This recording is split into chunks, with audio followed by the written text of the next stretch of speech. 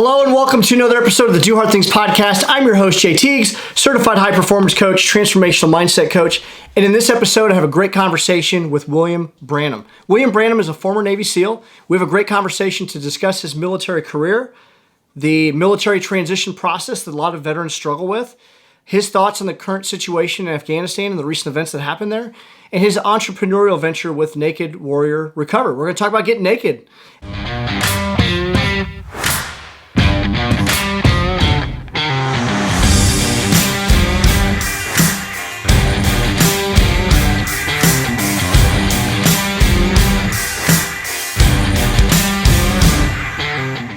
William is the founder and CEO of Naked Warrior Recovery, a CBD company focused on the recovery of veterans and first responders.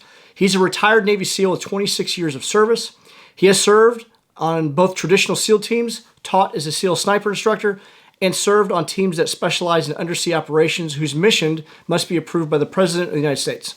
He led major combat operations ranging from protecting the interim Iraqi elected officials to direct action missions in Baghdad and across Anbar province. After retiring from the military in 2018, he realized that he was suffering from physical and psychological symptoms that negatively impacted his well-being and quality of life. Migraines, severe anxiety, chronic pain, difficulty focusing, difficulty sleeping, falling asleep, and depression are some of the symptoms that he struggled with on a daily basis. Like so many others, he used alcohol and prescription drugs to mask the symptoms that he had. Then he discovered CBD, and it changed his life. It had such an impact on him that he started Naked Warrior Recovery to bring the highest quality products to the market and teach the Get Naked mindset. So we have a great conversation about the CBD industry and all of those things. So sit down, buckle up, and get ready for a fantastic episode. But before we get into the interview, I just ask that you please consider subscribing. If you like what you hear today, please share. And please take a moment and leave a review. This enables us to expand our reach. It means a lot to us, and I read every one of them, and it goes a long way in getting additional guests. So please take the time. If you gain any value, I ask that you subscribe, leave a review, and please share. So without further ado, let's get into today's episode with William Branum. All right, welcome everybody to another episode of the Do Hard Things podcast. I'm your host, Jay Teague, certified high performance coach, transformational mindset coach. And today I have the honor and privilege of having William Branum on the episode. William, how are you doing today, brother? Just another day in paradise. How are you doing, my friend? You're literally in paradise. You are currently in Hawaii. I can hear the birds chirping in the background. It sounds It is amazing. possible, yeah. You may hear chickens also because we have chickens here. Oh, that's awesome. So, William, tell us a little bit about who you are, what you do, what you're working on right now. Okay, so I'm, retired Navy SEAL. I spent 26 years in the Navy. 23 of those 26 was in the SEAL teams because I made some tactical errors along the way trying to get to the SEAL teams. I'm from Meridian, Mississippi. I retired in 2019. No, I'm sorry. I retired in 2018 as a senior chief. And I currently am the CEO and founder of Naked Warrior Recovery, which is a supplements and CBD company.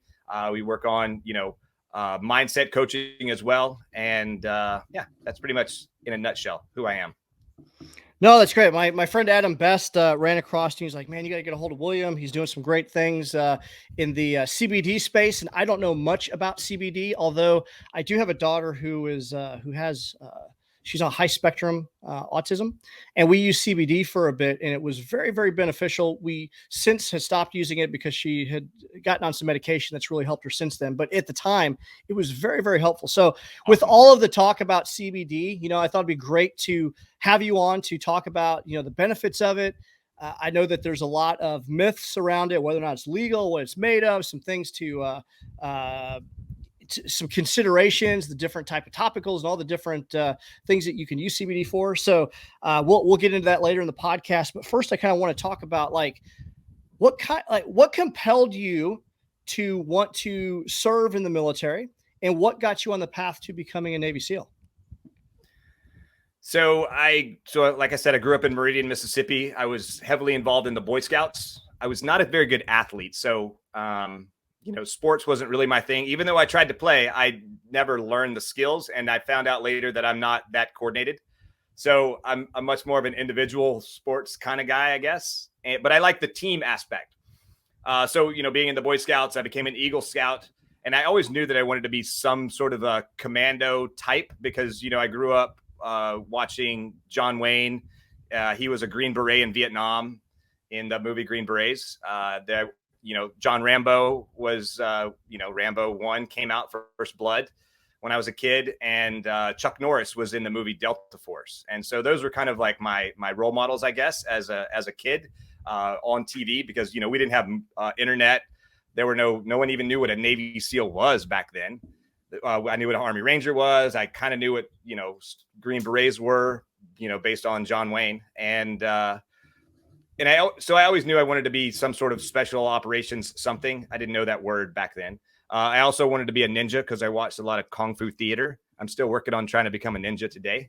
It's not that hard. Now we're all wearing masks still, kind of like a ninja. So I'm halfway there. I just need to learn the whole ninjutsu part of it. But the way I found out about what a Navy SEAL was is I was at a national jamboree. I think I had already become an Eagle Scout. And the guy that our troop in Mississippi paired up with another troop in Alabama, and we got together and we went to this national jamboree so that we would have enough people. And I told, people that I wanted to be something, Army Ranger or something. And the guy that was like my tent buddy, he was like, yeah, you know what? I'm going to be a Navy SEAL and I'm going to be an F-14 pilot. And I'm like, what's a Navy SEAL?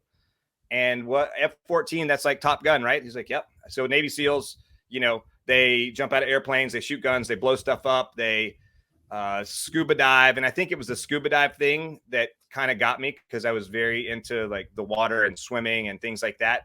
And so I'm like, that sounds awesome. Where do I sign? He's like, you got to join the Navy. You go to SEAL training, and then I also want to be an F-14 pilot and like Top Gun. So after that national jamboree, I was at my grandmother's house it was a summer between 11th and 12th grade. And the Navy recruiter called me and said, hey, have you ever thought about joining the Navy? And I was like, yeah, kind of. I want to be a Navy SEAL and I want to fly F-14s. He's like, check, come on down. Now, had I not gone to that national jamboree and the Navy recruiter called me and said, have you ever thought about joining the Navy? I would have been like, hell no, you guys have the ugliest uniforms on the planet. And the Marines did way cooler uniforms. They're fighting dragons with swords and shields in the commercials, at least. So I remember that commercial. And I'd heard of Marine scout snipers. That sounded pretty sexy also. So that's really more where I was thinking. But when I heard about Navy SEALs, I was like, well, there's that water component also. So I want to do that. And I want to do the hardest thing out there possible. So I joined the Navy. I made some tactical errors. I took the SEAL test and I failed it the first time in boot camp. Then I went to my MOS school. We used to call it MOS. We call it something else in the Navy, but to work on missile launchers as a gunner's mate, which I thought sounded pretty cool. You're going to work on guns, but really you're going to work on these big gun systems on these gray Navy ships. And it's really all electronics, pneumatics, and hydraulics, which did not interest me, but that's what I signed up for. So I'm not going to quit on it, and let's just keep going. And but I didn't take the SEAL screening test again before I graduated. And I had an opportunity to go to another school that was about 4 more months. I thought I will go get in better shape at this school, and then I'll go to Budge. Well, what I didn't know is, and I didn't ask anyone any questions either, is that if I took that school, then I had 24 months of obligated service to the Navy where I had to go ride on a ship in Yokosuka, Japan. And then that almost costed me going to Budge, because when my time was almost up on the ship and it was time to call the detailer and go to your next duty station. And I'm talking a little bit military talk because you understand kind of what I'm saying. My detailer said, yeah, that's great that you want to be a Navy SEAL, but I'm not going to let you go because you're too critical. That school that you took 2 years ago, that locked you into this job, and there's only a handful of you, so you're not going to go. You're too critical to the Navy. They don't need more Navy SEALs. They need more gunner's mate missiles that work on Tomahawk missile launchers. And I was like, that doesn't work for me. So that's not part of my plan. So I continued to lobby. I passed the SEAL screening test. I did all the medical stuff. I did everything that I needed to do. And then my detailer still said, no, absolutely not. And so then one day the chief of naval operations came to my little ship in Yokosuka, Japan. And like for those who don't know, like the chief of naval operations is the most senior guy in the Navy. Like the only people that are really more senior to him is the Secretary of Defense and the President of the United States. So he's the top dog. And there were lots of ships in Japan. I think there were like 12 ships in Yokosuka. And he came to my ship, no other ship the whole time he was there. And he had CNO's call. And he said, does anyone have any questions? I raised my hand. I said, yeah, I joined the Navy to be a Navy SEAL. I think I deserve a chance to go. My detailer won't let me. I totally threw that guy under the bus. And I think I deserve a chance to go. And what do you think? And he turns to my commanding officer. Fortunately, I told everyone that I was going to do this. I let my CO know that I was going to ask him. He's like, okay, awesome. Do it. He turns to my CO and he's like, is he a good guy? He was like, yeah, he was a sailor of the quarter this quarter. He's like, check, you'll be in the first class after your PRD. So 6 weeks later, I'm off to California to start SEAL training, which is 6 months long. And it took me a short 13 months to get through that block of training. Yeah, you want to talk about opportunity, meeting, preparedness, and then having the courage, because we talked to someone at that level. Like, the fact that your chain of command supported you asking a selfish question like that was pretty awesome. And it worked out for you. Like, that's awesome. That's like the universe conspiring, all things like coming together. And it's those moments like that. I was like, and it didn't really cross my mind, but enough people had said something to me. They're like, you should ask the CNO, because this particular one, like as he was like moving up in rank and he was in charge of different organizations, people would ask him common sense questions about policy, like overseas screening. If you're already overseas, you've done an overseas screening and you're stationed overseas, why do you need another overseas screening to go to another overseas duty station or stay in the same location? Like, he's like, that's our policy. That's dumb. Erase that. And so he would just, do common sense things like that.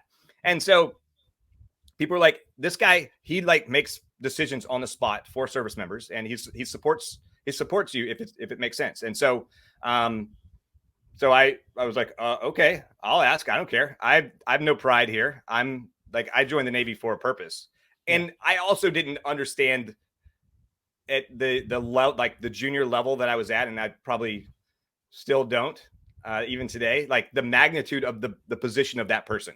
Yeah. Like he's really the top dog. I mean, outside I can only imagine someone doing that in the Army, like that, like behind the scenes, that individual probably would have got a significant ass chewing of some kind. That's just right. Because you don't waste these people's time with your personal problems, right? It's so that's a awesome question. Does anyone have any questions? I have a question over here. This guy awesome. Does. That's awesome. Do you think you would have stayed in the Navy had that opportunity not presented itself? I would have. Yeah, I would have. And I would have found a way to get there, because I didn't have a backup plan. I didn't have there was nothing else that I wanted to do with my life. I wanted to be a Navy SEAL. Yeah. And when I got to Budge and they were like, I got hurt a couple times and they were like getting ready to kick me out. I'm like standing there the second time I got hurt. I'm like standing there crying. I'm telling the story. And the guy's like, okay, hold on, stand there. And he left and was gone. I'm standing outside on the grinder for like hours watching my class that I'm like, I loved suffering with. I loved just getting beat, like come in all wet and sandy, and they've lost even more people because they've quit in the time that I was like in medical and injured and stuff. And I'm like, dude, I would just want to be out there with those guys. And just like, that was just where I wanted to be and where I wanted to go. So I would have, if it wasn't then, it would have been like the next year or until I finally got in there. Yeah. Unfortunately, there's a lot of whatever I needed to do to get there. Yeah. Unfortunately, there's a lot of scenarios in the military where, like you said, you think that the Navy SEALs would be the most critical job in the Navy, but there are technical jobs that can be critical. I mean, it's that way in the Army.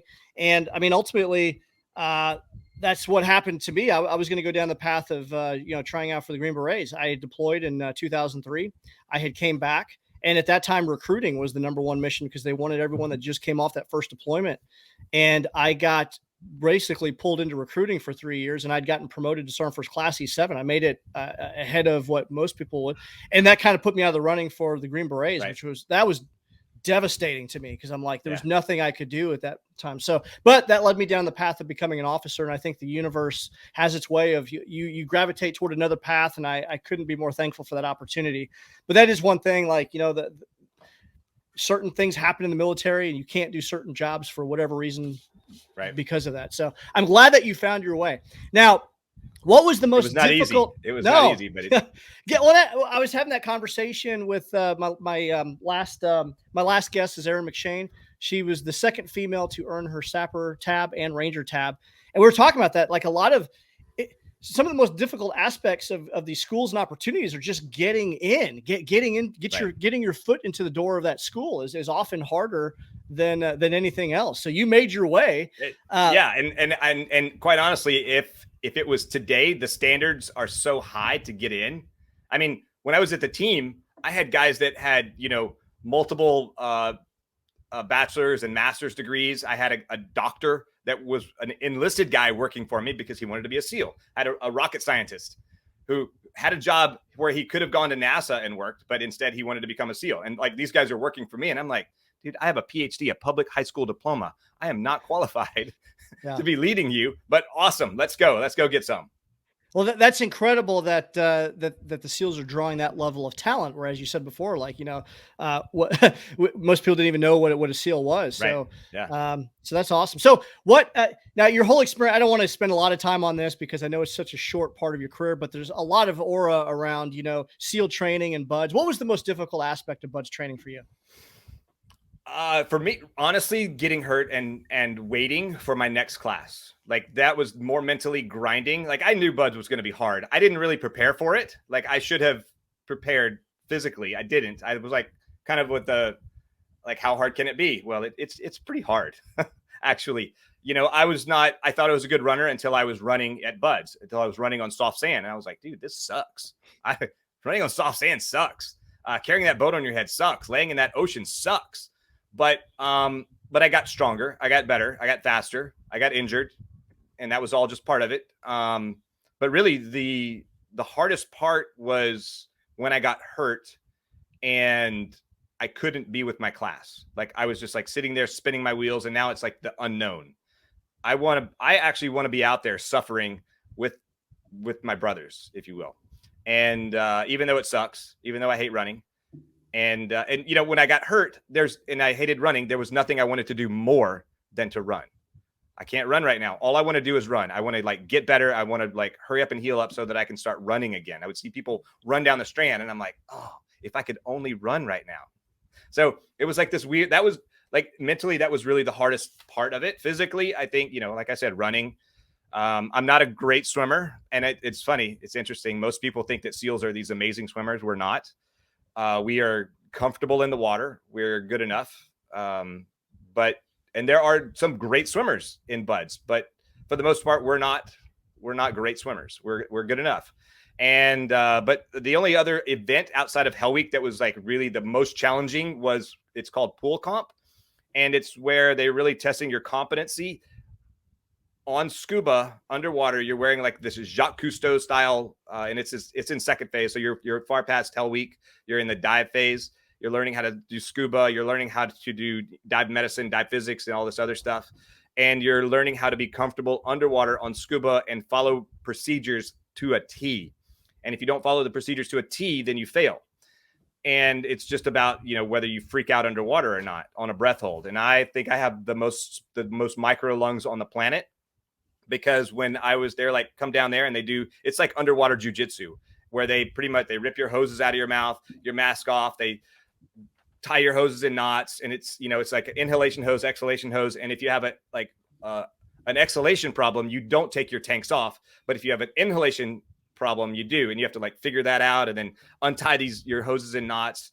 And then, at the end of that, you are, they tie what's called a whammy knot. And this is a knot that you cannot get untied. Well, someone told me before that if there's a bubble, there's air. And so I would take my tanks off. I'd work on the knot. There's a bubble. I would get a little more air and I'd work on the knot some more. And I would a little more air and work on the knot some more. And so I untied 3 whammy knots in a row. So I passed, even though I didn't really complete the task that they had for us, which is at the end, whammy knot. I can't get it untied. You ask permission. You're on a breath hold. You ask permission to go to the surface. They give you permission. Then you have to go through these other procedures about what you do with your straps and your tanks and your bottles. And then they come down there and you put your weight belt that's on your your calves, you pull it around, you lay it across the tank, then you ask permission again to go to the surface. Then they give you permission. Then you kiss the bottom of the pool, you open your mouth, exhale all the air, because if you go to the surface holding your breath with compressed air, then you'll embolize yourself, and that'll ruin your day and their safety record. So on the way up, you open your mouth, head back, and then they punch you in the stomach to make sure that all the air comes out of your lungs on your way to the surface. And then you pass if you did everything right. I didn't do that last part. I didn't want to do that last part. And all I could think of was just get the knot untied. Oh, there's a bubble, air. Wow. So yeah, so that was like really, for me, I think those were like the only really hard, like it was all hard, but those were like the things that stick with me the most. of the students that you started with, like what was the washout rate? How many started, how many completed with you? So I went through 4 different classes, but it was about a 70, depending on the class, depending on if it was a winter class or a summer class. It was a 70 to 80% washout rate. And Mostly what do you guys quitting? Yeah, what do you think were the attributes, or what do you think enabled you and those that graduate? Like what is unique and different about those individuals from the 70% that wash out? So for me, I can only really speak for myself, and other guys have similar stories. Is that for me, everything is hard. Like I have to work hard at everything. And then there were these guys that were quitting, and it blew my mind. I couldn't conceptualize it. And they were really good at everything. They were good swimmers. They were good runners. They were great on the O course. They were just great at everything. And what I later figured out is that they were used to being great at everything. And then they were put in these situations where they're going to fail. It didn't matter how awesome you are. You're going to fail. I'm used to failure. It's okay with me. I mean, it's not okay. I don't like it, but it's just part of the process. And so I was like, okay, I work as hard as I can. And I couldn't keep up on the run. Okay. Goon squad. No big deal. I work hard and get out of the goon squad. And these other guys, they were either the water was too cold. They were tired of putting the boat on their head again. They were tired of failing. And that was one of the things that led to them quitting, or they just didn't really want to be there. You know, maybe they got injured and they were like, nope, I'm not coming back. I got injured. I'm like, I can't wait to get back. As a matter of fact, I started my 3rd class injured. Like I didn't heal up from the second where they were going to kick me out. I didn't heal up. I limped my way all the way through first phase. And, you know, there are timed events for running and swimming and the O course. I was okay on the O course. I was pretty good at skipping around that thing, but 4-mile timed runs were not my thing. And I hadn't passed one, and you have to pass, I think, at least one before Hell Week. And then I woke up one morning, I had like a different mindset. Something clicked, and I was like, I'm going to crush this run today.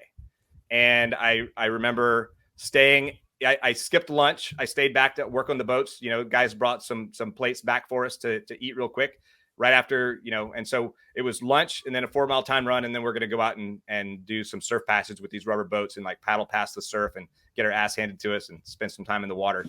But first there was that 4-mile time run. And I was like, I got this today. I was taking 1,600 milligrams 3 times a day of ibuprofen just to like for pain and inflammation and whatever. And we started that run and I took off and I was limping, but who cares? I was in the front for the first like 300 yards. And then I just like whatever I could do to like make up time while limping, I did it. And I passed the run with like a couple minutes to spare. And I was like, dude, I did it. That's awesome.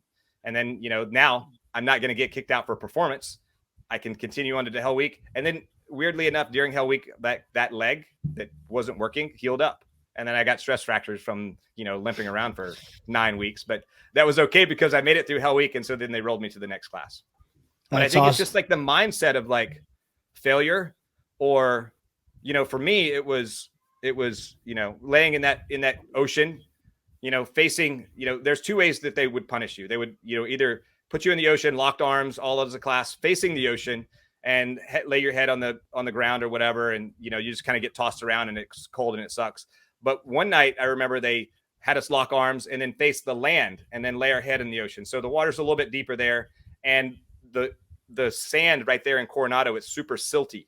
And so the way that the water works, it would like come in, pick up that silty sand, dump it on your face. And because it was rushing back out, it would go up my nose and into my throat. And now I'm like laying there pretty much naked, dry heaving but you always knew that like this is going to end, and like they can't keep us here more than an hour until like whatever. And in an hour, 2 hours, I'm going to be back. I'm going to be in a hot shower. I'm going to be, right after that, I'm going to be in my bed with a nice fluffy blanket to be warm, and I'll just start the day again tomorrow.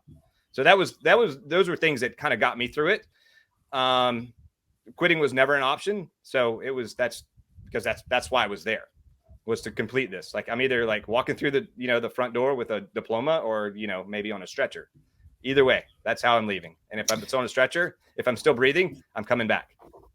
Yeah, you highlighted something earlier that's very common in a lot of Army schools, like Ranger School, Sapper School. It's like when you go to these schools, you'll have some very talented people that are very competent, but they will get stumbled on something that they should have dominated or taken for granted, and it rattles their confidence, and they can't handle the failure. In our society, we are so adverse to failure that it does have a psychological effect on people when they do fail. Some people just completely shut down. They really get in their own head about it, and it's like a domino effect, and they wash out. And so, and something else, like you had such a deep desire to complete. It's almost like when we talk about high performance, like the drive for necessity, that it is necessary for you to complete this task or get to the end of this event. When it's so powerful, then when these things happen, like it's irrelevant, because it's like you're just going to continue to drive forward anyway, because this is what you're. So yeah, 100%. So why was it necessary for you to drive on and achieve this? Like what was the driving factor? Why was it so powerful inside of you? That's all I ever wanted to do. Like from childhood, I didn't know what a Navy SEAL was as a kid, but I always knew I wanted to be part of an elite military organization. And this was the most elite. So I don't want to do electronics. I certainly don't want to be on a ship somewhere. I don't want to be part of Big Green Army. I don't want to like this. I want to do this. I want to, do the diving. I want to do the sneaking around in the jungle. I want to jump out of airplane. This is what I want to do. And so that was the only way to do it, was to go through SEAL training, become a SEAL, and then go to a SEAL team and keep working. Because in the Navy, there's no like equivalent. Like in the Army, you can try it for the Green Berets. If you wash out, well, at least you can go be in the infantry, and it's, you still you can go be in the 101st or 82nd Airborne, still get to do some cool stuff. In the Navy, there's really no other equivalent, right? No, you go sit on a big gray thing floating out in the ocean. Yeah. Nope. I mean, it surprises me that people enjoy that job, but I'm glad, I'm grateful for them, because we need those people. And yeah, and I've met some amazing people they're like, yeah, this is what I was meant to be. I was like, okay, not me. Yeah. And it was funny, like we're doing these conditioning runs down the beach, soft sand runs, falling behind. The instructors are driving behind you in a truck, and they're like, some of you don't belong here. Some of you belong on that big gray thing out there in the ocean. I was like, bro, I've been there. That's not for me. Ain't going back. I'll do whatever. No way. Yeah. So I didn't want to spend a lot of time talking about Budge and whatnot, because you had a whole other career aside from that school to get in. But yeah, I guess give us the Cliff Notes version of your career, maybe some of the highlights, and maybe if you can talk about maybe a incredibly challenging time that you had in your career. Let's see. I think so. I went to airborne school out of Budge. So now there's a whole pipeline. But back then, you graduated Budge, then you went to I went to SEAL Delivery Vehicle, which is a mini submarine that we have. So you have a pilot and a navigator in the front, and then you put 4 guys in the back. So I went and learned how to drive that submarine. It's a very clandestine means of insertion. And I finished my career at a SEAL Delivery Vehicle team, which is out here in Hawaii, which is why I ended my career in Hawaii. So I went from there. I went to airborne school. I thought that was challenging, going from, being treated the way they treat us in Budge to the way they treat you in the Army, which is very different mindset. What were the differences? The kind of the Army mentality. It's, it was interesting that even though Budge was about attrition, airborne school was about attrition also. And they were just dropping people for like no reason. I'm like, not keeping up on the run. I thought they were right next to me, but I don't understand why. Get on the truck. Yeah. Yeah. Like really? Or, the mentality of like, it took 4 weeks to, 3 weeks of learning how to fall down to before they let me jump out of an airplane. I was like, I got this, I think. Why are we continuing? Like, it's like to the lowest common denominator. And, I have a buddy that went to a SEAL who went to Army sniper school. And he was like, they're all they want to do is just kick people out and so that they keep their numbers small and to make it more elite. And I was like, when I was teaching sniper school, I was always trying to teach guys how to be a better sniper. Like, oh, you're having a little trouble with your marksmanship, try this or that or whatever. Like, there was none of that in like sort of these Army schools that I was a part of. Even in like when I went to free fall school out in Yuma, Arizona, it was a lot better than like, static line in Fort Benning, but it was still some of that same Army kind of mindset. It was just a different mindset, just a different way of like treating people. Like when I saw like the specialist, put the whatever other E4 at like parade rest and like start chewing them out, I was like, what am I looking at right now? This is so weird. Like that was like, again, it's just like different mindset, different like different culture. Yep. All together. Yeah. But let's see, for my career. So then I went to the team, did a couple of deployments. Then I went and taught sniper school. Sniper school was, in my opinion, almost as hard as Budge, just because of the long hours. You're up at 5 a.m. doing, with the guy who ran sniper school back when I was going through, it was, he believed in lots of running, in order to keep your heart rate down. So we were up at 5 a.m. either doing 5 to 7 to 9 mile runs a week, 3 days a week, and then do calisthenics one day. And it was six days long. You had Sunday to like kind of get your stuff ready, go to the grocery store and come back for Monday morning. So it was it was physically hard and it was mentally hard, but they treated you like a big boy, like a grown up. And if you had troubles, they would help you. Mm-hmm. And so then I went back as an instructor, and it was almost as hard being an instructor as it was as a student, because I had to show up earlier and then stay later, which I was like, dude, this sucks, but okay. But I'm helping create like some great capability. And that's when 9/11 happened while I was teaching sniper school. Then I deployed 7 deployments between Afghanistan and Iraq. I think really the hardest part of my career was, even though we're all on the same team, there were challenges with different people in different leadership roles. Even though you would think that if we're all SEALs here, we all think we're on the same sheet of music, we're all not. And so some people had different political views of how to do stuff, or, maybe they thought that they were better than everyone else or whatever. So there were some, there were some people, there were personalities that made it difficult in the SEAL teams at times. Yeah, I think there are probably challenges in every branch, because I've experienced some of that myself. Different methodologies, different views on things that are going on and whatnot, and it makes it difficult sometimes. Can't we all just get along? Yeah, some challenges. Team dynamics, just basic leadership.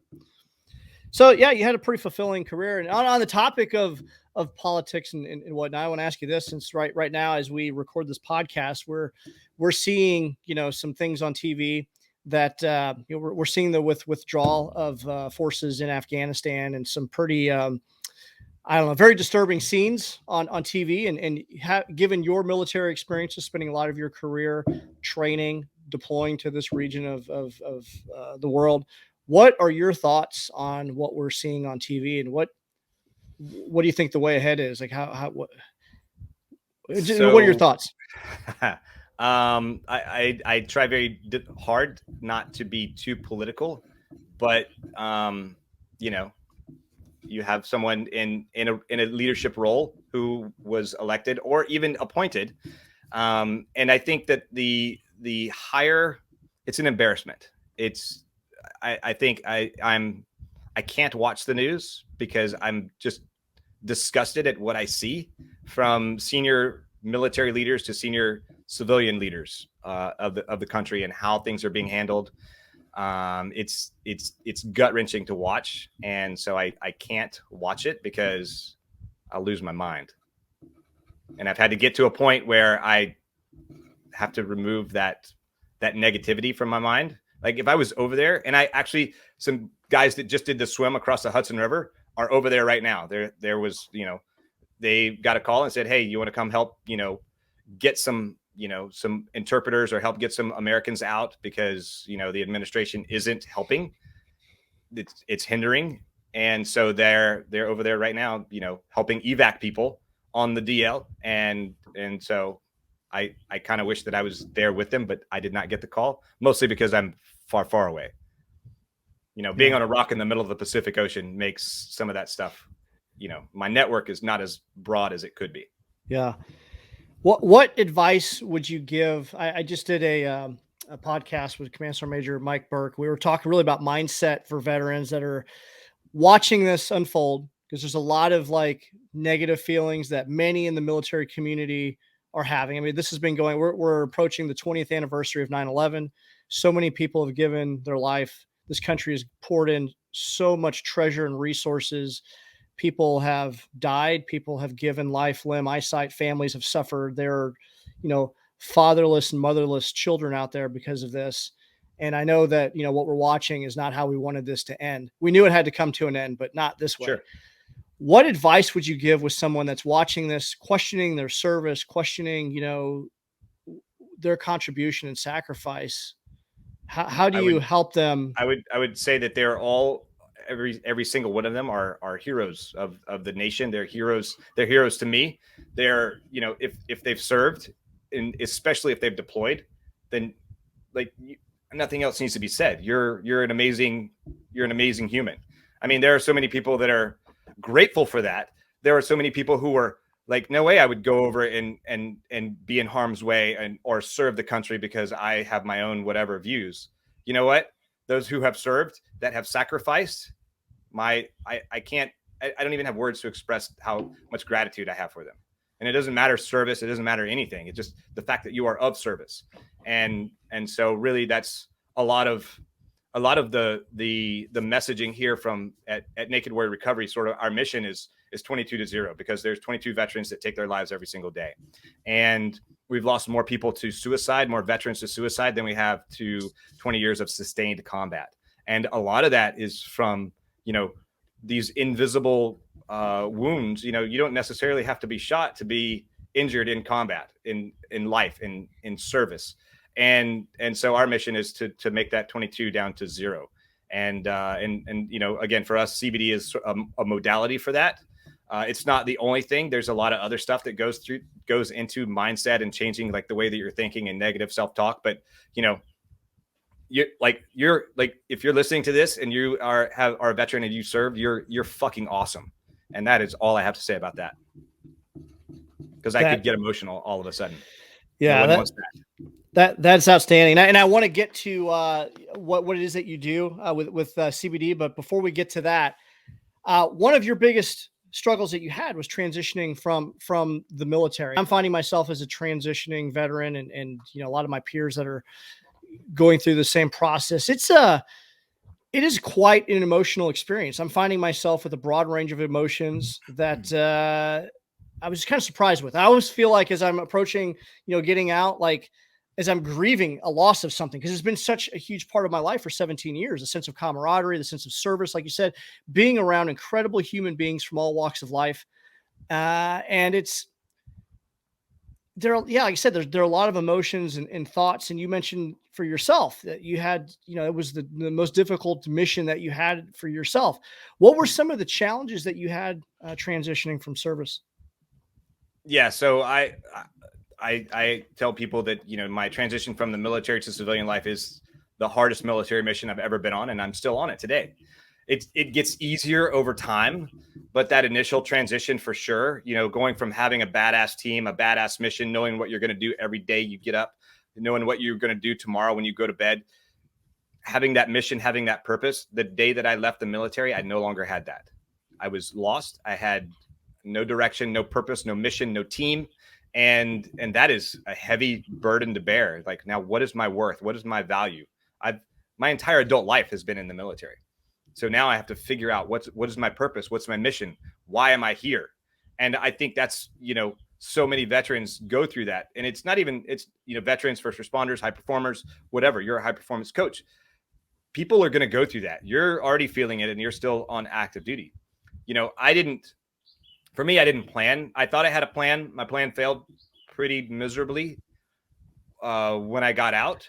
And, that led me down a road of like more baggage, more like I already had a bunch of baggage from, we'll just say work and some other toxic relationships that throw on like, what's your value, what's your worth, what's your mission, what are you doing today, how are you doing, how are you providing income, how do you fill in the blank. And I didn't have that anymore, and I didn't have the answers, so I had to, it took a long time to kind of figure that out. What was your initial plan when you got out that failed, if you don't mind me asking? So I started a consulting company. So my last 3 years I worked in the acquisition shop, and I did science and technology. So I went out and I found $18 million of other people's money to solve operational deficiencies that we had out here in Hawaii at the SEAL team out here in Hawaii.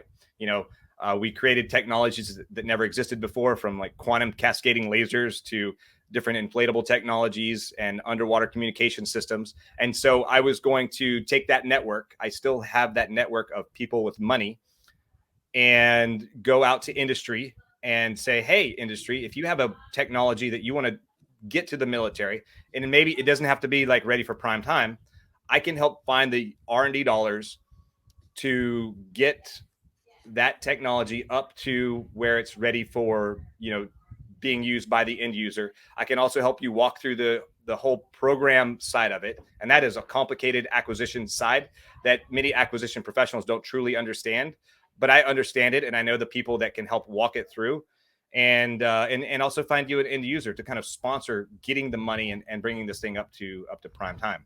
But when I presented this to many organizations, they were like, our technology is awesome. Our widget is great. Why don't you just go sell it?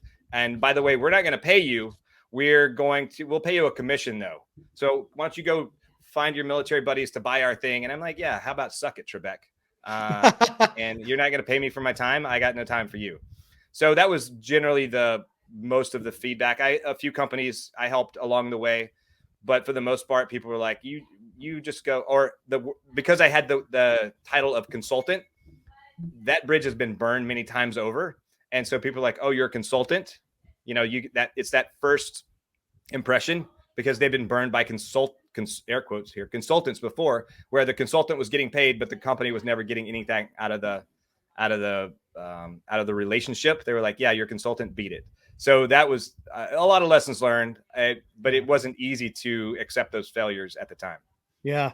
There's so much red tape and bureaucracy when you talk about government contracts and procurement and getting all these things across the line. I couldn't imagine that. Yeah. So that's tough business to be in. And it's great if you get the contract across the line, but sometimes it can take years. Yeah. I mean, that's fine if you're paying me for years. I'm helping shepherd that thing across. But yeah, people were like, yeah, no, we don't have time for you. We don't have the budget for you. So you spent some time doing this, then ultimately you got into what you're doing now in CBD. So explain to us what your company is now, what it is that you do. And so I was struggling. I was pretty much drinking myself to sleep every night. But I'd heard about CBD while I was on active duty, probably 2016, I'm guessing, driving to work, listening to a podcast. The guy was talking about medical marijuana. And he said, everyone knows about THC, but there's this other molecule that has all these medicinal benefits that many people don't know about. And it helps with stress, anxiety, epilepsy, chronic fatigue. It helps with people with sleep. It helps with chronic inflammation and all these other things. And this molecule is called CBD. And it's sort of this fringe molecule right now that people are extracting and using mostly for epilepsy and some other things. And so I kind of cataloged that in the back of my mind, but I wasn't going to go looking for CBD, considering I was still in the military. I still have a top secret clearance. I don't want to get kicked out for drug testing or anything like that. So but I continued to hear about it, and I continued to hear more people talk about it as I got closer to retirement and then after retirement. But I'm also a child of Nancy Reagan's War on Drugs, Just Say No. So I was very skeptical to try CBD, and honestly, for good reason, now that I know what I know about the industry. But so I didn't try CBD until June of 2019. So I retired in August 1st of 2018. I didn't try it until June of 2019 when I was in Virginia dealing with some stuff, and I had lunch with a buddy. And I said after lunch, I was like, so I'm gonna go see if I can find some CBD here in Virginia, because I think maybe what you have here is better than what we might have in Hawaii. I don't really know. And he was like, you want CBD? I've got some at my house. He's like an Instagram influencer. And so we went back to his house. He gave me a bottle of CBD. That night, maybe I slept a little bit better. Maybe I was a little less pissed off in the morning. And generally what I tell people is, water boils at 212 degrees, and I was probably living at 210 degrees. So it didn't take much. It didn't take very much to push me over that edge. Like my fuse was very short, and I honestly didn't notice a whole lot in the beginning. But after the 30 days of taking CBD, because it's about a 30-day supply in the bottle, I kind of looked back at my life and I was like, I'm less pissed off. Like I went from 210 to 205 to 200 to 195 to maybe 185. So my fuse got longer. I noticed that things weren't those triggers that would normally set me off. It took a lot longer for those to set me off. I'd still have to deal with the anger, but it just took longer for me to hit that boiling point. And I noticed that some different pains in my body were just less bad, less migraines, less aches and pains, the pains are not as sharp. And so those were the things that I noticed. And then I stopped taking it because I ran out. And then I noticed that I started getting closer to that boiling point, and pains started getting a little worse. And so I tried a different brand. I had similar results. Then I was at a business symposium that the guy who gave me the CBD in the first place was a keynote speaker. And so I got to go to this $2,500 event for free, except for I had to pay for my own travel. And I met someone in the CBD industry, and I said, hey, I'm very interested in CBD, and I really wanted her to hire me so I could learn more about it. And she was like, so do you want to do A to B, B to B, B to C? And I'm like, I want to do CBD. She's like, okay, why don't you just start your own CBD company? And I was like, I don't know how to do that. She was like, you're a Navy SEAL. Why don't you go figure it out? And I was like, dude, okay, fine. Can you help me a little bit here and kind of point me in the right direction? So she gave me my man card back, and I started researching in the CBD industry. And I found that most companies, most products on the market, more than 70%, according to the FDA, either didn't have CBD in it, had high levels of THC in it, like outside the legal limits, 0.3% or less. They had high levels of heavy metals, mercury, arsenic, lead, things like that. They had different solvents. They had pesticides. They had a bunch of trash in there. So CBD is like a medicine. And if you're going to put something in your body as a medicine, you don't want to be putting a bunch of poisons in your body. And so that's what the FDA went out and found. So what I did is I was like, oh, this industry is jacked. So what I want to do is I want to deliver the highest quality product that is possible. So I went in search of those suppliers, the suppliers that had the highest quality product, that were doing the third-party testing, independent lab third-party testing. And so currently I am partnered with the highest quality suppliers. As far as I know, I'm always looking, but what sets us apart from all the other industries, even the biggest names out there, is we third-party test our products twice. So we test the oil that comes out of the hemp plant, because CBD comes from the hemp plant, and CBD it's brand new as far as being legal. It was illegal. It was a Schedule I drug up until December 20th of 2018 by the passing of the Farm Bill, which made hemp no longer illegal. Hemp was illegal until 2018. Now hemp is legal, and extracting the CBD oil is legal. CBD, so CBD is legal in all 50 states. But So we test the oil when it gets extracted, and we also test the final product to make sure that there was no contamination in the manufacturing process, whether it's a tincture that you put under your tongue, or it's a topical, or it's a gummy, or it's a soft gel that with CBD oil in it. All of those products are all third-party tested. When the oil is extracted, it's also third-party tested again for the final product to make sure that there's no crap in there that shouldn't be in there, and you can actually see what's in the final product, how much CBD, how much of anything else, mold, toxins, arsenic, heavy metals, etc. So we test for all of those spectrums, THC, to make sure that you're getting exactly what you're paying for. Obviously, if you're listening to this and you're interested in CBD, you should definitely go to William's website, which I'll post the show notes to buy it. But if someone were in a CBD shop and they're looking at all the different oils that are there, how could they know? How would they know if it's been third-party tested or not? Is there any indication of what they're getting when they look at these bottles? I can tell you what ours have. So, and I don't know if this will be a video, but so all of our products, this is an energy drink that we have. It's a powdered energy drink. So it has, 75 milligrams of caffeine and 12.5 milligrams of CBD. But we put a QR code on every single bottle or box that we sell. And you can scan that QR code, look at the lot number, and go and pull up the actual testing lab results of the product. Now, if a company doesn't have, I've seen a lot of companies, they'll put like one lab testing result for like, it says that covers everything. And it actually doesn't work like that. So we test every single batch that comes in, and then we put we put the lab results on the website, and I'm do a pretty good job of getting all of our lab results. I know that I've missed some, but you can scan any product of ours that you have, scan the QR code, go to the batch number, and you can see exactly what what is in what you're consuming. That would be my recommendation. If people aren't, giving you third-party lab results, then I would be leery of, for every batch, not just once. Yeah, this is a it's a fairly new industry that's not well regulated. There's a lot of people that I know that have jumped into CBD that I find like that person's kind of sketchy. I don't know what they're doing.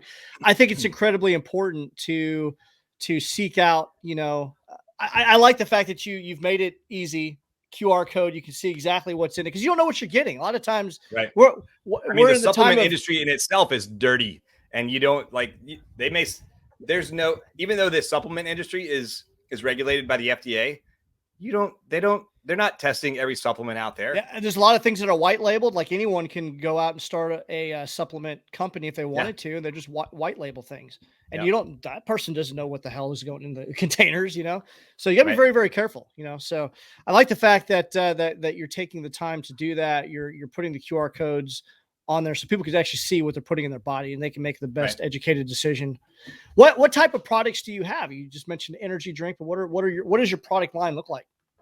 So we have most of what we offer are broad spectrum. So there's 3 different categories of CBD. There's a full spectrum, which you extract from the plant, and it has all the minor cannabinoids and terpenes. Terpenes are essential oils from the hemp plant, and to include the THC component. Then there's a CBD isolate where they just isolate that molecule CBD, and it really is a white powder. And it's really the lowest quality of CBD on the market. You extract the white powder, and if you see if you Google CBD or hemp oil, you'll see hemp oil and it has 30,000 milligrams of CBD. That's clearly a CBD isolate, or 30,000 milligrams of hemp oil or whatever. And that's a CBD isolate. More doesn't necessarily mean better. So there is a therapeutic dose, and it differs per person, but what we offer is mostly a broad. We have two full spectrum products, but mostly what we offer is a broad spectrum. So you're still getting all the minor cannabinoids and terpenes that work synergistically with the body, but we remove that THC component because there's a lot of people out there that are like me who are like, drugs are bad. I'm a drug test. I still maintain a top secret clearance. I still do some contract work for the government. And so I have to maintain that top secret clearance. I still get drug tested. I take a lot of CBD. I only take my product though. And as a matter of fact, the last drug test I had, I was drinking the CBD energy drink on the way because I'd worked out to stay hydrated so that I could, provide a sample. And I've, had no issues. I'm not saying that you won't. I'm saying that I have been drug tested several times and there's no issue. But so we provide mostly a broad spectrum product that removes that THC component for people who are concerned about drug testing. So the products that we have a tincture that you do, a dropper that you put under your tongue. We have little pills. They're soft gels with CBD oil in them. My favorite is on the soft gel side is the sleep formula. And it has 25 milligrams of CBD. It has 3 milligrams of CBN, which is the sedative molecule in the hemp plant. and it has 3 milligrams of melatonin. And I'll take 2 of those a night. And generally my brain is always going, whether it's like thinking about work or it's like a bunch of negative self-talk, which is why I used to drink myself to sleep to like turn that noise down in my head. And so, you know, I can get tired and I can push past that. And then I'm up till like 2 a.m. When I take 2 of these, I'm like, I hit that tired point and I can never, ever push through it. I'm like, at some point I just give up and I go to bed like I'm supposed to, like a good little boy. And so that I can get up the next morning and get after it. But, you know, I've got ADD, I've got some FOMO, I've got some other stuff.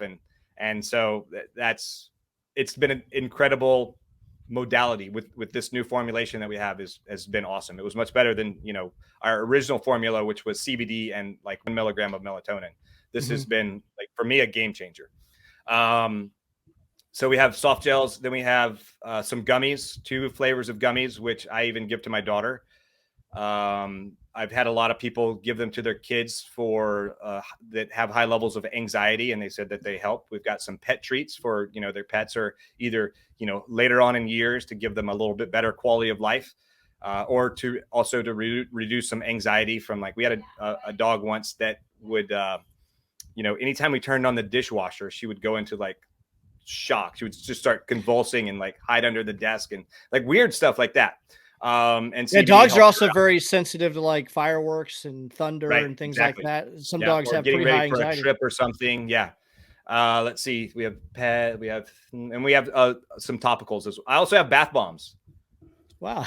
Awesome. Which I wasn't going to carry. And then I had some samples from my supplier, and I did the Murph last Memorial Day, and I was sore for a couple of days. And I'm like, I just threw 2 in the tub. I don't take baths, but I threw 2 in the tub and I just soaked for like 30 minutes and I felt amazing. I was like, dude, this is awesome. I'm going to start selling bath bombs now. So, that's awesome.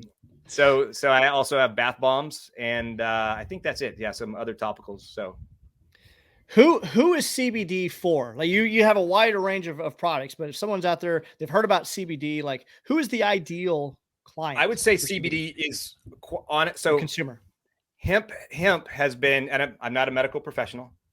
This is not medical advice, but hemp has been used as a medicine for thousands of years. Like back, the Egyptians were using it. Back in biblical times, they were using it, but it's been used as medicine for thousands of years. And so this is very new science. It was what they found is that hemp is, I'm sorry, I almost went down the wrong road. CBD is good for everyone. It's good for all mammals because we all have what's called an endocannabinoid system. And the endocannabinoid system is named after cannabis because it was discovered by attaching a radioactive isotope to a THC molecule back in the 90s, and they put it inside the human body, and they tracked to try to figure out what is this medical marijuana actually doing for people. And so through this radioactive isotope, they discovered this endocannabinoid system. And they also found that the human body creates its own endogenous cannabinoids. It creates anandamide, which is very closely related to THC. Actually, it's also known as the bliss molecule. It helps with the upregulation of serotonin and things like that. And then there's 2-AG, which I don't remember what 2-AG stands for or what it does, but it helps feed the endocannabinoid system. So, and the reason that CBD has appeared to be like a panacea, like a cure everything, it doesn't cure anything. It helps with stress, anxiety. It helps with some epilepsy. It helps with chronic inflammation, different pains. But what it actually does, like its major function is to feed the endocannabinoid system. So the endocannabinoid system, giant neuroreceptor, it's connected to every system in your body, your respiratory system, your central nervous system, your immune system, your digestive system. It's connected to every system in your body. And if one system gets out of whack, that can pull everything else out of balance. And that's part of like chronic disease and things like that. And what CBD does is it helps support the endocannabinoid system. So think about a giant door that has 10,000 locks on it, and you're only making enough endogenous cannabinoids to open 1,000 of those locks, or even like 9,000. You still have 1,000 locks that aren't so that door's not going to work properly. The system's not going to work properly. CBD comes in and it is that same shape as those endogenous cannabinoids. So it goes in and it unlocks the rest of those locks so that the door opens properly, the system comes back into homeostasis, and then your body can actually help heal itself. And so that's why I would say CBD is really good for everyone. Everyone doesn't need the same amount. But it's like I call it a super multivitamin for your endocannabinoid system, just to bring everything back into homeostasis. I've been very interested in CBD and watching it. I've seen how it helped my daughter with her anxiety. But like so many, I think I'm fearful that I'm going to piss hot on a urinalysis. Yep. And so how and you said that how do you know? I mean, are there some CBDs out there where you can fail urinalysis? Is it relatively safe in general? Like, what are your thoughts? So this is if you're concerned about it, then don't do it. But I would say if you have different pains, a topical will be fine, because that doesn't actually go into your bloodstream or, anything like that. Bath bombs. Great. We've got some lotions. We've got some other stuff that help out a lot. But if you're taking CBD and you take a cheap drugstore test, you will fail, even if there's no THC in it. The only way that you can actually test for THC is in a lab, a certified lab. And, for the military, they're pretty high-end certified labs that your sample goes to in order to find that THC. I've had, drug tests here where they do like the kind of like the pH dipsticks for like your pool to see that if you have any cannabinoids or how your body reacts to having cannabinoids. It's not actually testing for THC. You have to go to a lab to test for THC. And if the product doesn't have THC in it, then there's no issues. Interesting. Yeah. Cause that's the one thing that I think a lot of people are fearful of trying it, because they may ultimately, fail your analysis. I mean, I was right there in that boat. I actually paid to, this was even before I started my company. I paid before I took the drug test for the contract that I do some work on, because they required a drug test. And I was like, so by the way, I take CBD. It says that there's no THC in it. But so I went and paid to take my own drug test before I took the other drug test to make sure that there was no issue. Yeah. I think a lot of people that if they're in that position, they could probably do that just to be sure, just to take that ease of mind off, like just in case or something. Yeah. Yeah. So, and I take a lot of CBD.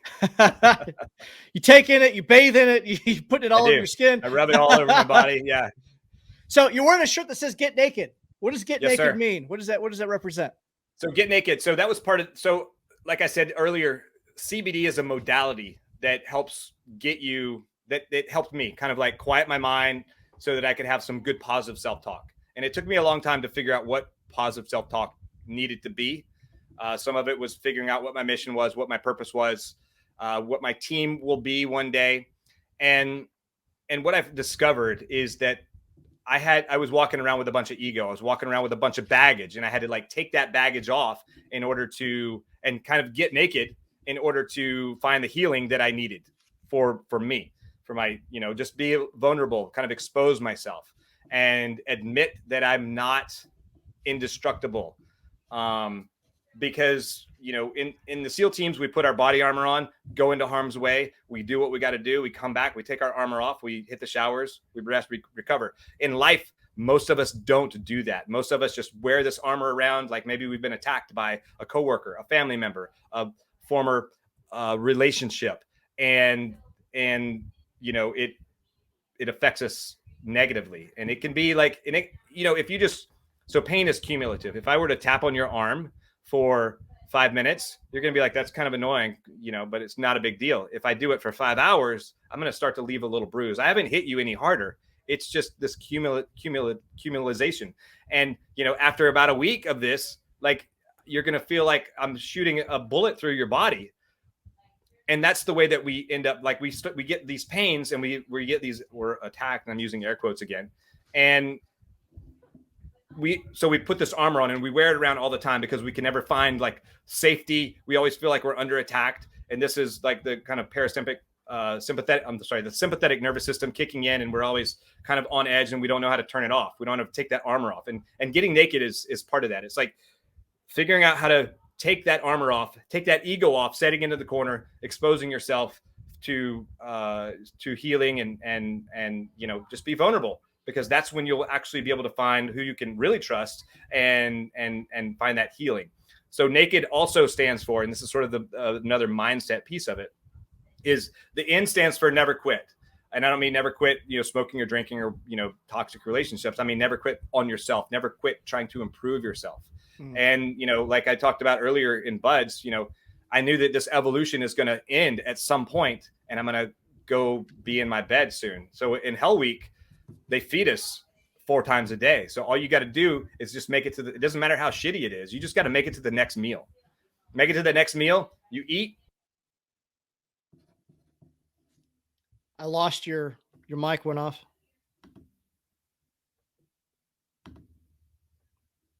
Can you hear me? How about now? Yeah, but sounds really sounds different. Now?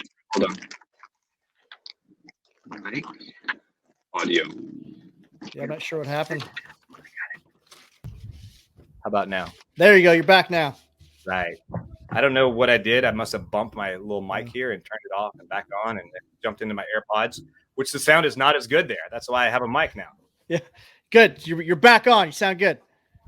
So again, never quit. Never quit on yourself. Never quit on a project that you started. If it was worth starting, it's worth finishing. So it doesn't matter how unattainable it seems. You just chop it up into little pieces and just go from one meal to the next.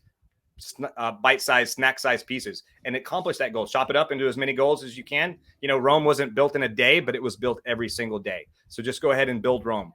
You eat an elephant one bite at a time, and you got to eat it every single day, every single bite. The A is accept failure. And, I talked again about, Budge. Guys were not okay with failure. They were not okay with, being told that they suck. Failure is part of the process. Failure is part of growing. It's the foundation of success. I mean, if you think about the most successful people ever, you think of Steve Jobs, Elon Musk, both CEOs of great companies, both fired as CEOs of companies that they started. Michael Jordan, best basketball player of all time. He's missed more than 9,000 shots in his career. He's lost more than 300 games, and he missed more than 26 game-winning shots. But what he did every time that he missed a shot didn't matter if he won or lost. He would go back to the gym and he would practice that shot over and over until he never missed it again. So he looked at failure as an opportunity to get better. Thomas Edison, he discovered 10,000 ways to not create the incandescent light bulb. More than 10,000 failures in creating the light bulb. So failure is the foundation of success. So you accept failure and you continue on. The K is kill mediocrity, and this whole world of instant gratification and YouTube and Instagram and scrolling, and you can hit a button on your phone and have ice cream delivered to your house in 30 minutes or less. We become mediocre. We stop trying to get better. We stop because we don't have a reason to. All I got to do is hit a button. All I got to do is find an excuse to watch more YouTube videos or more Netflix. So if you want to get better and you want to change your mindset, you got to kill the mediocrity in your life. When you kill that mediocrity, you start finding purpose and you start finding reason. And you start improving yourself.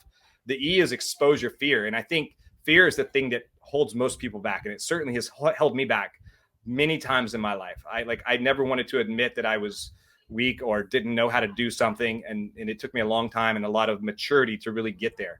And I consider fear to be kind of like a vampire where it lives in the darkness. And I don't mean like fear of spiders or snakes or things like that. I mean, like the fear that you don't talk about, it lives in the back of your brain and you don't actually want to go back there and look. And vampires, they live in the darkness. The fear lives in the darkness. And, vampires, they suck the life out of you. And so does fear. Fear will suck the life out of you and it will control you. And so what you have to do is you have to find a way to reach back there and pull that fear out and expose it to the light. Because, a vampire, they don't like the light. They'll, turn to burst into a ball of flames or whatever they do. Fear will do the same thing. I have a friend and a business coach. He says fear does not exist on paper. And what he does is he'll be driving and he'll have all this stress and anxiety of things that are going on in his head. And he'll pull over, he'll stop at a Starbucks, he'll order a coffee, and he'll take a pen or a pencil and a piece of paper, and he'll write things down, because the way that you the transcription of pen to paper is different from fingers to keyboard. Like when you do that and you write these things down that are bothering you, that you have to be brave enough. First of all, you have to be brave enough to even want to go into the darkness to pull those fears out and admit that these are things that are bothering you. But once you get to that point and you write those things down and you read them and you've exposed them to the light and you've exposed them to the world, you're like, wow, that's really what's bothering me. That's what's controlling me. And once you're able to expose those fears, then you're able to control those fears, and those fears no longer control you. And the D is to do the work, because it's like, again, it's all effort. It all takes, never quitting, accepting failure, killing the mediocrity, exposing your fears. And it's all work. It's not easy. It's very simple. Just get naked, just take it off and get after it. But it's work. It requires work. So you have to do the work. And that's really what the get naked mindset is about. Taking off your ego, sagging the quarter, never quit, accept failure, kill mediocrity, expose your fears, and do the work. I love that. Everything that you've just described in Get Naked is what we've talked about here on the podcast. And we could do a podcast on every one of those letters. But I think it's awesome what you're doing. I don't know if you hear my dog. My dog's trying to get in the door. Maybe anyway, some CBD. You might need some CBD gummies, treats. It's my girlfriend's dog. Yeah. So no, I love all of that. And we're about an hour 15. So I'm just a couple more questions here. First one would be, what is the most impactful book? Maybe a book that you've gifted the most, or one that's made the greatest impact on you. I'm going to give you 3. I'm going to say Man Up by Bedros Keuilian, who's also a friend and business coach. Tim Grover, the 2 books that Tim Grover wrote, Winning and, gosh, what's the one before that? His most recent one is Winning. Relentless, yeah. I like those books quite a lot. Yeah. I read Relentless not too long ago. When you were talking about Michael Jordan, he talks a lot about Michael Jordan and his time with him. Unbelievable. The drive for necessity to succeed. And the documentary on, I find the documentary. I haven't seen it. I should probably watch it. You got to check it out. I think it is awesome. And it really gave me an insight, because I remember Michael Jordan growing up, and who he was and just how relentless he was in his pursuit of winning. Like, it's just incredible. He's a machine. Every one of us. So the title of the podcast is Do Hard Things. So everyone that's listening is hard charging, personal, committed to their personal development.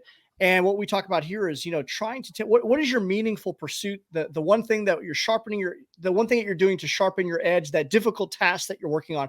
What is your hard right now? Like, what's your difficult, meaningful pursuit right now?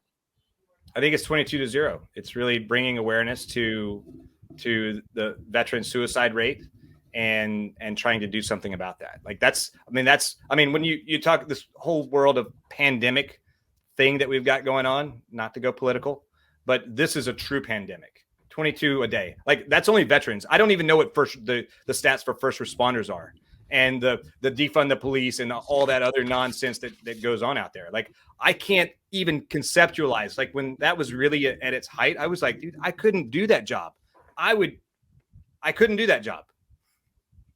Yeah. No, I mean, they are working in some incredibly difficult times for sure.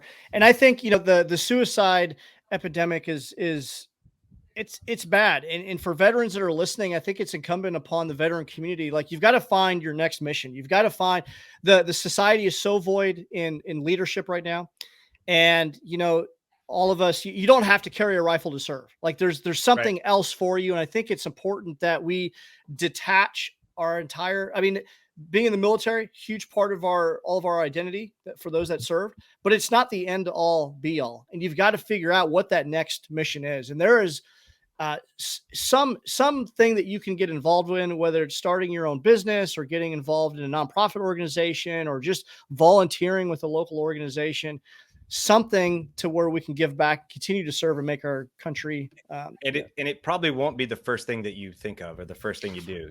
You'll probably go through several iterations until you find what makes sense for you, because now you have options. In the military, you have orders, and they're not invitations, they're orders. So now as a civilian, you have options. You can kind of pave your own way to get there. But it's going to require work, and it's going to require, and I would, recommend everyone do it. Start 2 years before you're supposed to get out and figure out what it is you want to do. And maybe, test it while you're still in. Like, try to, if you want to start a business, like, try to test that high performance. If you want to test, like, find some clients that are in the civilian world and try and bring them on as a case study, even just doing it as a case study while you still have a paycheck, while you still have job security, while you still have all this other stuff. And then try to figure that out. And maybe, if you go through several iterations, you can figure out what works and what doesn't work. And then you have like your path is set, your plan is set. Because, I think it, like the whole mission planning piece, we have the mission, we have commander's intent, we have all this other stuff. But the thing that we fail at probably the most are these transitions.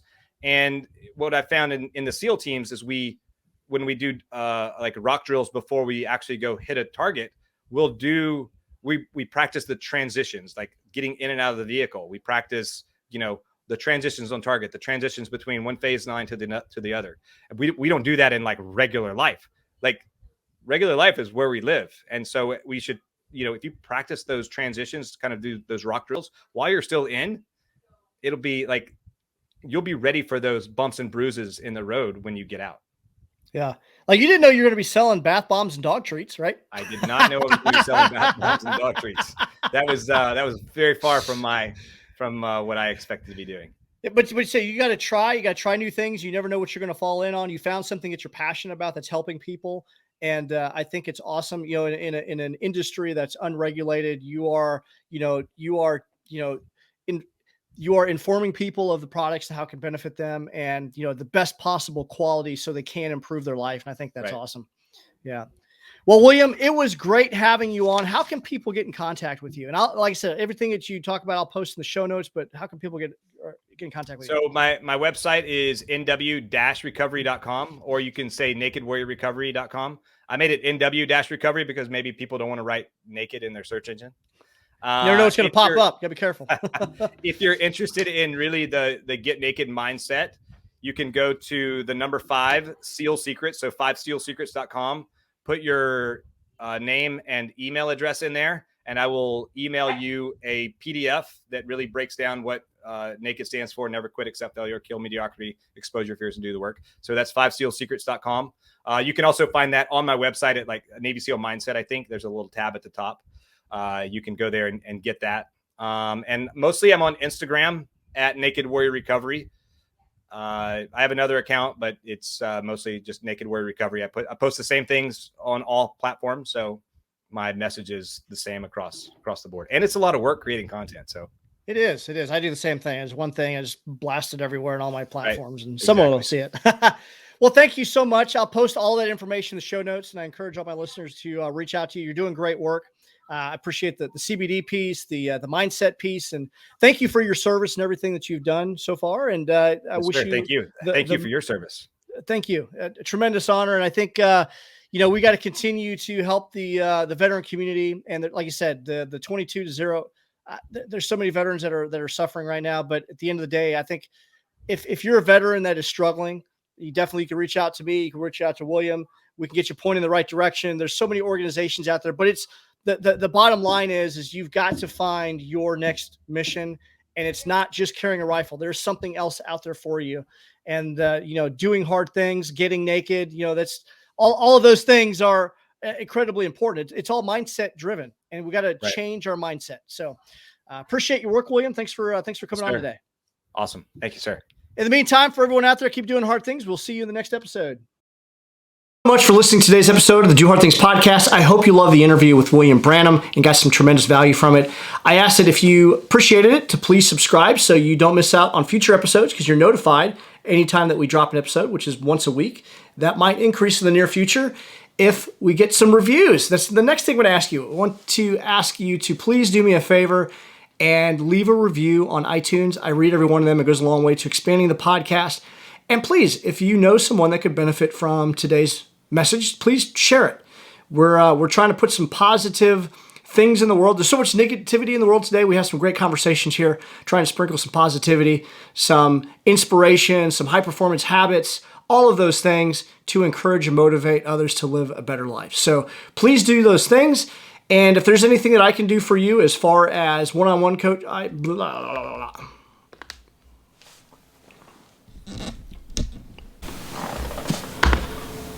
Thanks for listening to today's episode of the Do Hard Things podcast with William Branum. I hope that you gained some tremendous insight from this conversation. And if you did, I ask that you please subscribe so that way you are notified of the next podcast that drops, which is on a weekly basis, so you don't miss out on any future episodes. And please leave a review. They go a long way to expanding our reach. And there's got to be someone out there that you know that could benefit from this message today, so that I ask that you share with one or two of your friends. There's so much negativity in the world. We're trying to spread some positivity, some positive mindset, some actionable tips and techniques that people can put in their life to live a better life. And please go over to www.jteagues.com. If you have any interest in one-on-one coaching, adventure coaching excursions, any of the group coaching that we're doing, or you'd like to join the Forge, you can reach out to me there on the website. You can also pick up some cool Do Hard Things merch. And if you're not part of the Facebook group, you can join there as well and be part of the conversation and some of the motivation that we're sprinkling over there. So thanks again for listening to today's episode. Please reach out to William Branum. You can find all this information in the show notes and check out. So be sure to reach out to him and check out Naked Warrior Recovery and support this veteran entrepreneur that's doing a lot of great things in the CBD space. So until next time, keep doing hard things. We will see you guys in the next episode.